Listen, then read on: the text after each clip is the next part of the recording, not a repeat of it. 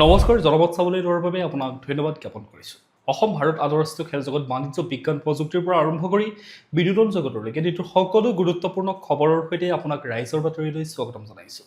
আজি অসমীয়া 29 শাওন আৰু ইংৰাজী 14 আগষ্ট। বাতৰিসমূহ আৰম্ভ কৰাৰ আগতে প্ৰিয় দৰ্শক, আপুনি যদি আমাৰ চেনেলটো প্ৰথমবাৰ আহিছে অনুগ্ৰহ কৰি চেনেলটো ছাবস্ক্ৰাইব কৰি লওক, লগতে নটিফিকেশ্যন বেল আইকনটো প্ৰেছ কৰি ৰাখক যাতে প্ৰতিদিনে খবৰসমূহ লাভ কৰি থাকে। লগতে ভিডিঅ'টোত এটা লাইক কৰি থৈ যাবলৈ নাপাহৰিব। এতিয়া আমি প্ৰথমটো খবৰলৈ।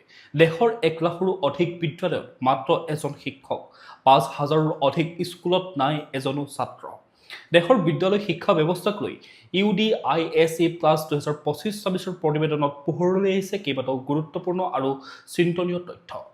প্ৰতিবেদন অনুসৰি সমগ্ৰ দেশত 1,843খন বিদ্যালয় মাত্ৰ এজন শিক্ষকৰ দ্বাৰা পৰিচালিত হৈ আছে। এই বিদ্যালয়সমূহত 33 লাখৰো অধিক ছাত্ৰ ছাত্ৰী অধ্যয়ন কৰি আছে। অৰ্থাৎ বহু বিদ্যালয়ত এজন শিক্ষকৰ ওপৰত একাধিক শ্ৰেণীৰ ছাত্ৰ ছাত্ৰীক পঢ়ুৱাৰ দায়িত্ব পৰিছে। একক শিক্ষকৰ বিদ্যালয়ৰ সংখ্যাৰ ক্ষেত্ৰত অন্ধ্ৰপ্ৰদেশত 16,357খন বিদ্যালয়ৰ দেশৰ ভিতৰতে শীৰ্ষ স্থানত আছে। ইয়াৰ পিছতে ঝাৰখণ্ডত 9,827খন, মহাৰাষ্ট্ৰত 9,269খন, কৰ্ণাটকত 8,042খন আৰু উত্তৰ প্ৰদেশত 7,874খন এনে বিদ্যালয় আছে। অসমো এই ক্ষেত্ৰত কম নহয়। ৰাজ্যখনত 6,159খন বিদ্যালয়ত এজন শিক্ষকৰ ওপৰতে নিৰ্ভৰশীল হৈ আছে। আনহাতে দেশৰ 5,644খন বিদ্যালয়ত শিক্ষক থাকিলেও এজনো ছাত্ৰ ছাত্ৰী নামভৰ্তি হোৱা নাই। এনে বিদ্যালয়ৰ সংখ্যা পশ্চিমবংগত সৰ্বাধিক, তাৰ পিছতে আছে তেলেংগানা। অৱশ্যে শূন্য নামভৰ্তিৰ বিদ্যালয়ৰ সংখ্যাও আগৰ তুলনাত কমিছে। 2022-23 চনত দেশত এনে বিদ্যালয়ৰ সংখ্যা 10,294খন আছিল যদিও 2025-26 চনত ই 5,633খনলৈ হ্ৰাস পাইছে। ইফালে UDISA+ তথ্য অনুসৰি দেশত মুঠ বিদ্যালয়ৰ সংখ্যা প্ৰায় 14.66 লাখ আৰু এই বিদ্যালয়সমূহত প্ৰায় 24,72 লাখ ছাত্ৰ ছাত্ৰীয়ে অধ্যয়ন কৰি আছে।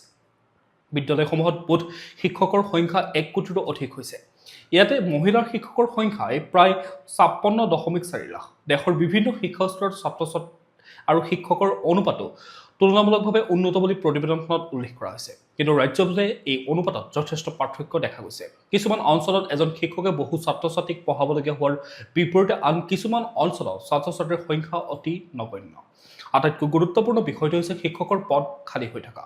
শেহতীয়া তথ্য অনুসৰি দেশৰ বিভিন্ন ৰাজ্যত প্ৰায় 10 লাখ শিক্ষক পদ খালী হৈ আছে। ইয়াৰে প্ৰাথমিক আৰু উচ্চ প্ৰাথমিক পৰ্যায়ত প্ৰায় 7.5 লাখ পদ খালী থকাৰ বিপৰীতে মাধ্যমিক আৰু উচ্চতৰ মাধ্যমিক পৰ্যায়ত 4.09 লাখৰো অধিক পদ খালী হৈ আছে। অৱশ্যে একক শিক্ষকৰ বিদ্যালয় আৰু শূন্য নামভৰ্তিৰ বিদ্যালয়ৰ সংখ্যা ক্ৰমান্বয়ে হ্ৰাস পাইছে। তথাপিও দেশৰ শিক্ষা ব্যৱস্থাত কেৱল স্মাৰ্ট ক্লাছ, ডিজিটেল শিক্ষা বা নতুন আন্তঃগাঁথনি গঢ়ি তোলাই যথেষ্ট নহয়। বিদ্যালয়সমূহত পৰ্যাপ্ত শিক্ষক নিযুক্তি, শিক্ষকসকলক সঠিকভাৱে বিতৰণ আৰু ছাত্ৰ ছাত্ৰী থকা বিদ্যালয়সমূহত মানসম্পন্ন শিক্ষা নিশ্চিত কৰাটো সমানে গুৰুত্বপূৰ্ণ হৈ পৰিছে। এতিয়া আমি পৰৱৰ্তী খবৰটোলৈ। উত্তপ্ত প্ৰতিবাদৰ মাজতে অন্ত পৰিল সংসদৰ বৰ্ষাকালীন অধিৱেশন। বিতৰ্ক অবিহনে গৃহীত 10খনকৈ অধিক বিধেয়ক। দীৰ্ঘদিন ধৰি চলা প্ৰতিবাদ আৰু হুলস্থুলৰ মাজেৰে বৃহস্পতিবাৰে অন্ত পৰিল সংসদৰ 2026 চনৰ বৰ্ষাকালীন অধিৱেশন।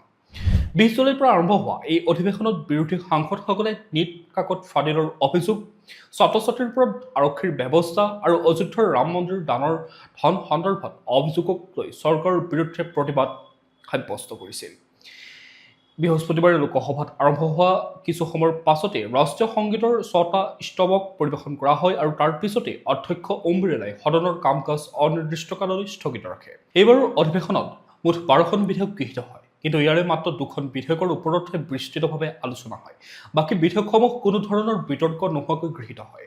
কাকত ফাদিলৰ ৰোধৰ আইনৰ সংশোধনী বিধেয়কখনৰ ওপৰত প্ৰায় 10 ঘণ্টা ধৰি আলোচনা হৈছিল। আনহাতে জাতীয় সংগীত বন্দে মাতৰমক অপমান কৰা শাস্তিযোগ্য অপৰাধ হিচাপে গণ্য কৰাৰ বিধেয়কখনতো প্ৰতিবাদৰ মাজতে সীমিত আলোচনা হয়।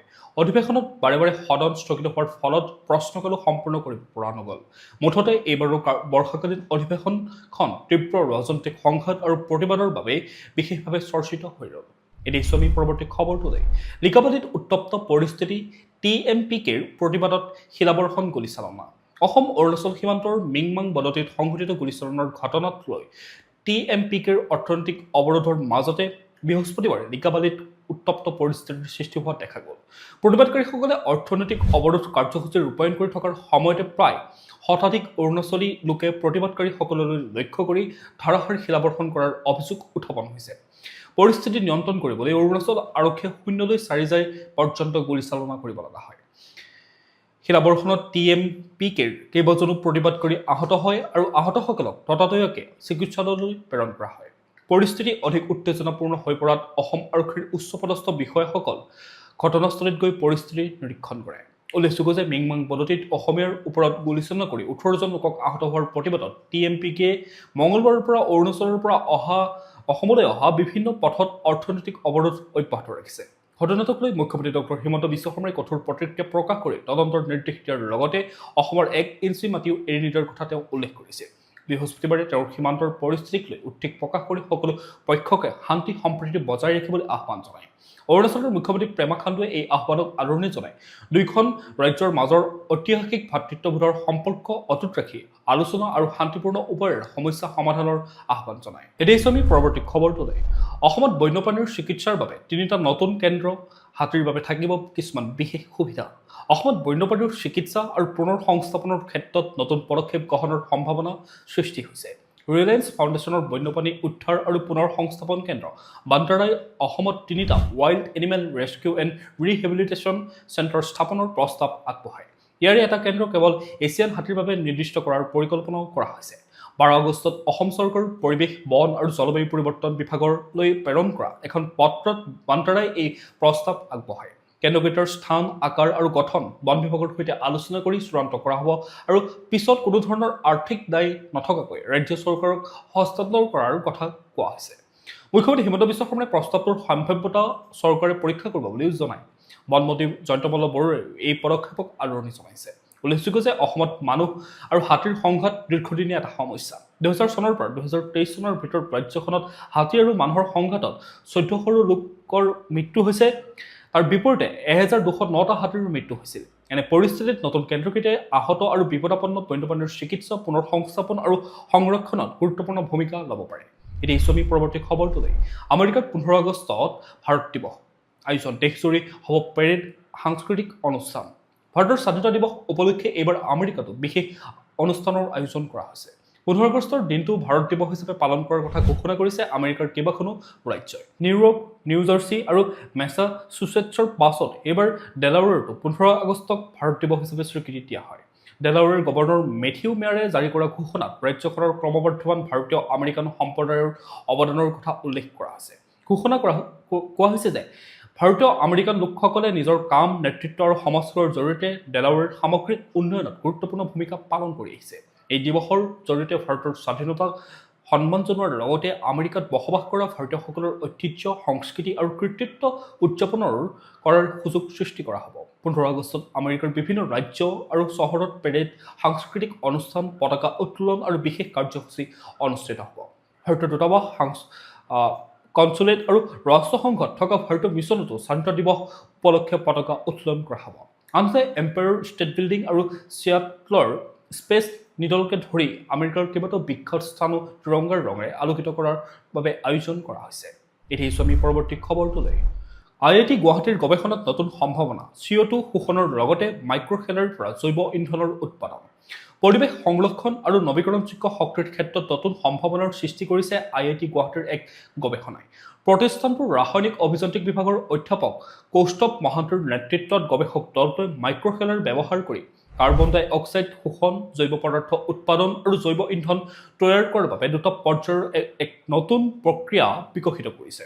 প্ৰথম পৰ্যায়ত 15% কাৰ্বন ডাই অক্সাইডৰ পৰিৱেশত মাইক্ৰ'শেলাৰ বৃদ্ধি কৰা হয়। পিছত দীৰ্ঘ সময় উচ্চ CO2ৰ ফলত হ্ৰাস পোৱাত ইয়াৰ ঘনত্ব 5% হ্ৰাস কৰি কেলছিয়াম আৰু ফছফৰাছ যোগ কৰা হয়। গৱেষকসকলৰ মতে এই পদ্ধতিয়ে শেলাৰ বৃদ্ধি আৰু কাৰ্বন শোষণ দুয়োটাকে উন্নত কৰাত সহায় কৰে। পৰীক্ষাত জৈৱ পদাৰ্থ উৎপাদন 25.7%, কাৰ্বন ডাই অক্সাইড স্থিৰতা 35.4% আৰু লিপিড উৎপাদনশীলতা 1.86 গুণ বৃদ্ধি পোৱা দেখা গৈছে। ইয়াৰ উপৰিও কেলছিয়ামৰ ব্যৱহাৰে শেলাইৰ কোষসমূহক একত্ৰিত কৰি স্বয়ংক্ৰিয়ভাৱে তলত জমা হোৱাত সহায় কৰে, যাৰ ফলত জৈৱ পদাৰ্থ উদ্ধাৰৰ কাৰ্যক্ষমতা 98.4% বৃদ্ধি পায়। গৱেষকসকলৰ মতে এই পদ্ধতি ঔদ্যোগিক ধোঁৱাৰ পৰা CO2 শোষণ কৰি জৈৱ ডিজেল আৰু অন্যান্য নৱীকৰণযোগ্য শক্তি উৎপাদনত ভৱিষ্যতে বিশেষভাৱে উপযোগী হ'ব পাৰে। এতিয়া আমি পৰৱৰ্তী খবৰটোলৈ। অসমৰ বান খহনীয়া সমস্যাক ৰাষ্ট্ৰীয় সমস্যা ঘোষণা কৰাৰ দাবী কংগ্ৰেছৰ। ৰাজ্যপালক স্মাৰকপত্ৰ প্ৰদান। অসমৰ দীৰ্ঘদিনীয়া বান আৰু নদী খহনীয়া সমস্যাক ৰাষ্ট্ৰীয় সমস্যা হিচাপে ঘোষণা কৰি কেন্দ্ৰীয় চৰকাৰে স্থায়ী সমাধানৰ বাবে বিশেষ পদক্ষেপ গ্ৰহণ কৰাৰ বাবে দাবী উত্থাপন কৰিছে অসম প্ৰদেশ কংগ্ৰেছে। বৃহস্পতিবাৰে APCCৰ বান আৰু সাহায্য পুনৰ্বাসন বিভাগৰ অধ্যক্ষ প্ৰঞ্জিত দাসৰ নেতৃত্বত এটা প্ৰতিনিধি দলে ৰাজ্যপাল লক্ষ্মণ প্ৰসাদ আচাৰ্যক সাক্ষাৎ কৰি এখন স্মাৰকপত্ৰ প্ৰদান কৰে। এই স্মাৰকপত্ৰৰ জৰিয়তে প্ৰধানমন্ত্ৰী নৰেন্দ্ৰ মোদী, কেন্দ্ৰীয় গৃহমন্ত্ৰী অমিত শ্বাহ, জলশক্তি মন্ত্ৰী আৰু বিত্তমন্ত্ৰীৰ ওচৰত অসমৰ বান খহনীয়া সমস্যাৰ স্থায়ী সমাধানৰ বাবে জৰুৰী হস্তক্ষেপৰ দাবী জনোৱা হয়।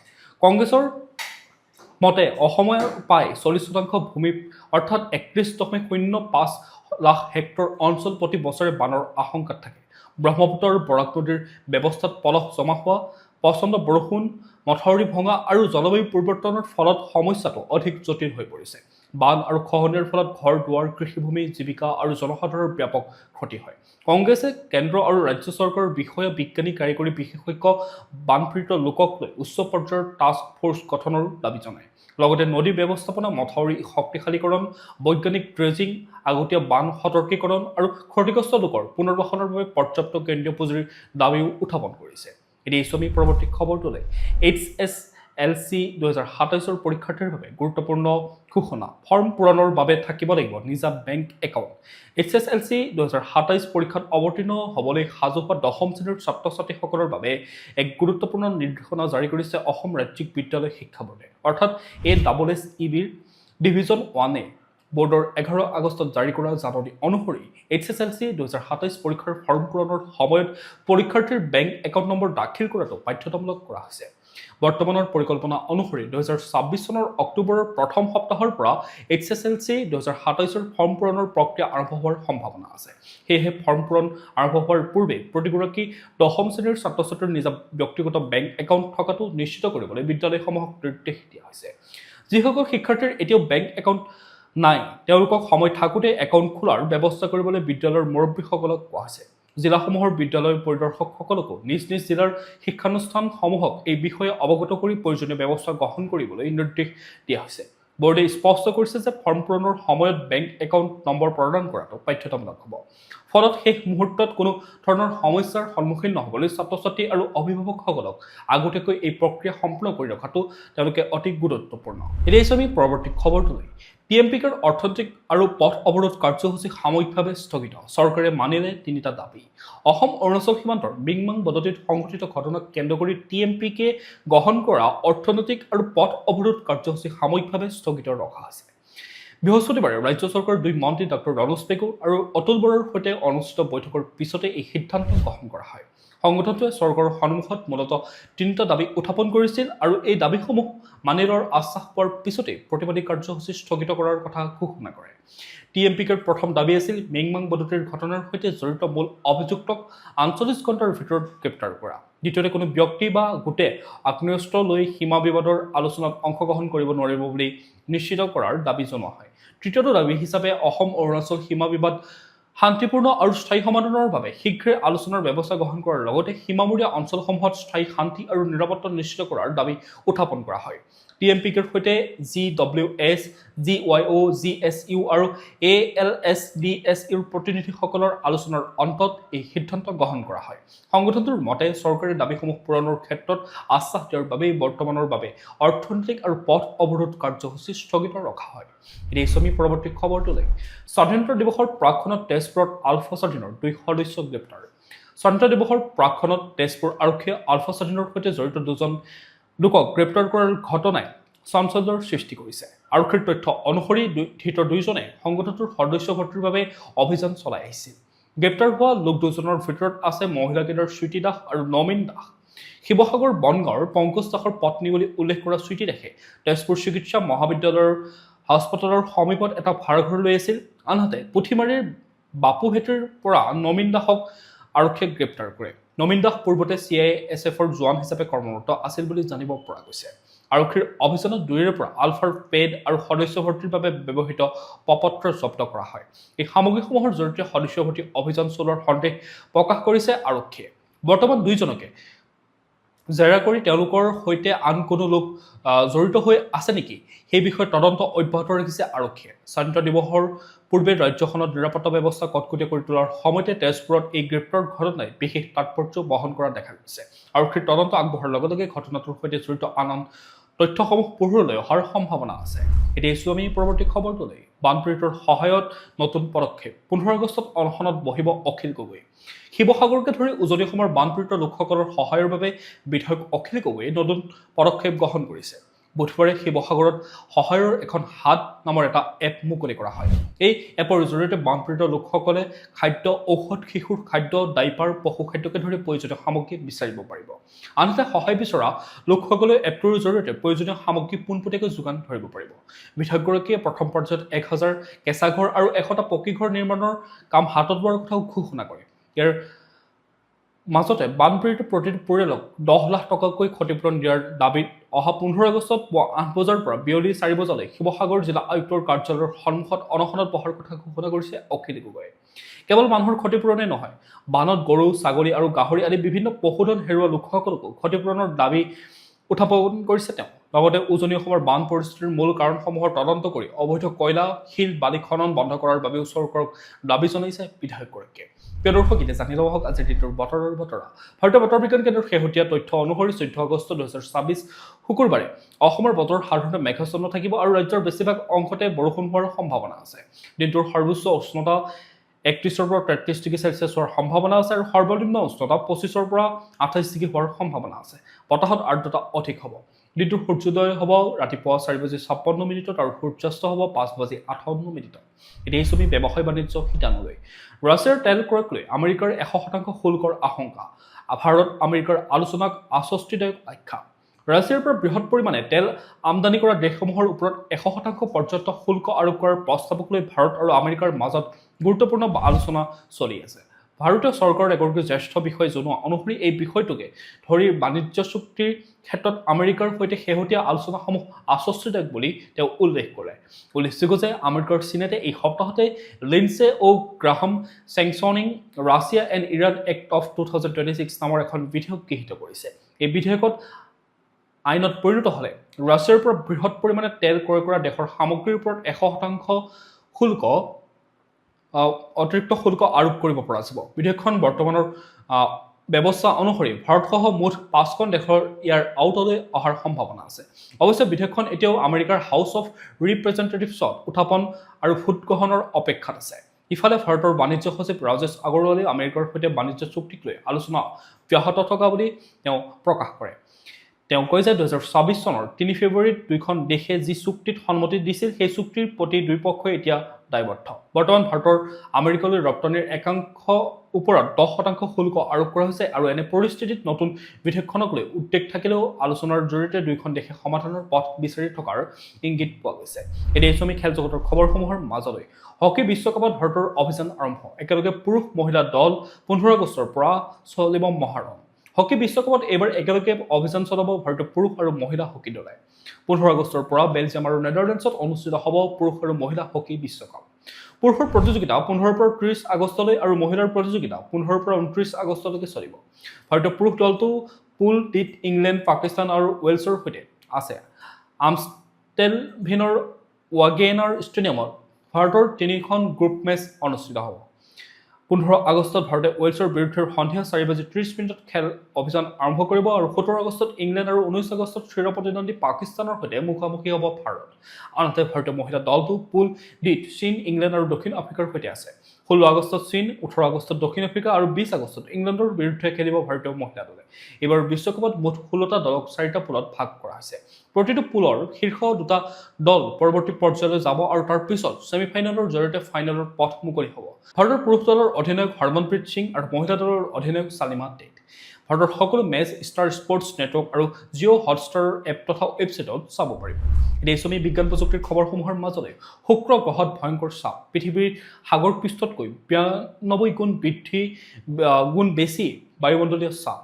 শুক্ৰ গ্ৰহৰ পৰিৱেশ পৃথিৱীৰ তুলনাত কিমান ভয়ংকৰ হ'ব পাৰে সেই বিষয়ে বিজ্ঞানীসকলৰ গৱেষণাৰ পৰা চাঞ্চল্যকৰ তথ্য পোহৰলৈ আহিছে বৈজ্ঞানিক অধ্যয়ন অনুসৰি শুক্ৰ গ্ৰহৰ উপৰিভাগত বায়ুমণ্ডলীয় চাপ পৃথিৱীৰ সাগৰ পৃষ্ঠৰ চাপতকৈ প্ৰায় 92 গুণ অধিক অৰ্থাৎ শুক্ৰ গ্ৰহৰ পৃষ্ঠত থিয় হৈ থাকিলে পৃথিৱীত প্ৰায় 1 কিলোমিটাৰ গভীৰ পানীৰ তলত থিয় হৈ থকাৰ দৰে চাপ অনুভৱ হ'ব প্লেনেটৰী ছ'চাইটি বিজ্ঞান কেট ৱেলছৰ মতে শুক্ৰৰ পৃষ্ঠত এই চাপৰ প্ৰভাৱ এনেকুৱা যেন হাতত বুঢ়া আঙুলিৰ ওপৰত এখন সৰু গাড়ী থৈ দিয়া নিচিনা অৱশ্যে শুক্ৰ পৃষ্ঠৰ পৰা প্ৰায় 50 কিলোমিটাৰ ওপৰলৈ উঠিলে পৰিস্থিতিৰ যথেষ্ট পৰিৱৰ্তন হোৱা দেখা যায় এতিয়া এছো আমি বিনোদন জগতলৈ বানপীড়িতৰ কাষত পাপন পত্নীৰ শ্বেতামিশ্ৰৰ সৈতে শিৱসাগৰত সাহায্য বিতৰণ অনুষ্ঠান অসমৰ ভয়ংকৰ বান পৰিস্থিতিৰ মাজতে বানপীড়িত লোকসকলৰ কাষত থিয় দিলে জনপ্ৰিয় অসমীয়া কণ্ঠশিল্পী পাপন মহন্তই পত্নী শ্বেতামিশ্ৰ মহন্তৰ সৈতে শিৱসাগৰ জিলাৰ বান বিধ্বস্ত বেটৱাৰী তামুলী পুখুৰী গাঁৱত উপস্থিত হৈ বানাক্ৰান্ত পৰিয়ালৰ মাজত অত্যাৱশ্যকীয় সাহায্য সামগ্ৰী বিতৰণ কৰে শিল্পীগৰাকীয়ে